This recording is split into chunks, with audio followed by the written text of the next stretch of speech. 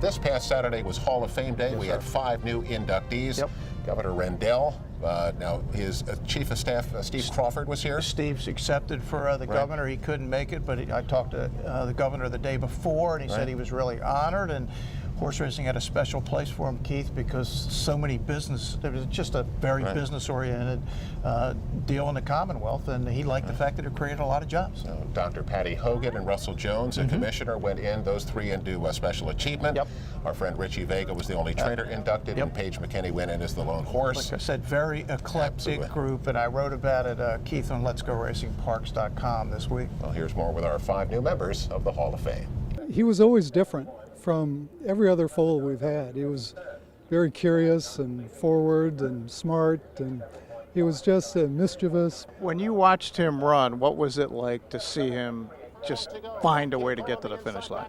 You know, earlier in his career, it was pure joy. Later in his career, it's anxiety.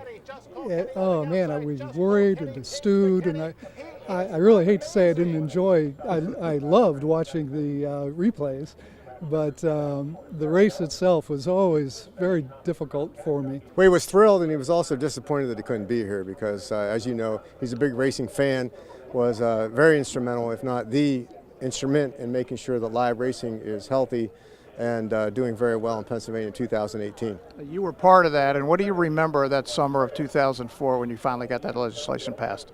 Well, I remember the thrill of actually getting it passed and the fact that we were able to not only combine property tax relief for the citizens of Pennsylvania, but also to protect the agricultural interests and the trainers and the jockeys and the groomsmen and all the people that work on the backside. That's what this is for. In addition to the Smarty Jones, obviously you're very involved with the Turning for Home program here. How much does that mean to you?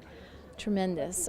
When I started in my career, it was really a bunch of ladies having bake sales trying to save some of these horses off the track, and to see where it's come in this time, it was on my bucket list, you know, for my life, is that aftercare is on, you know, a national conversation now, and it should be. I mean, we're a sport and entertainment industry. We need to take care of our horses, and then we see how much they can do.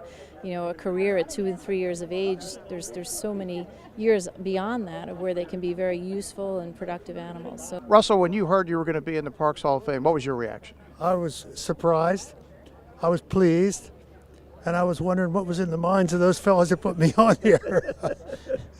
Well, for the people that don't know, explain your history of Pennsylvania racing. I mean, I know it, but some people might not. Well, I've been a breeder in the state for, must be 40-some years. I was the head of the breeders organization at one point. I was on a prior racing commission before this.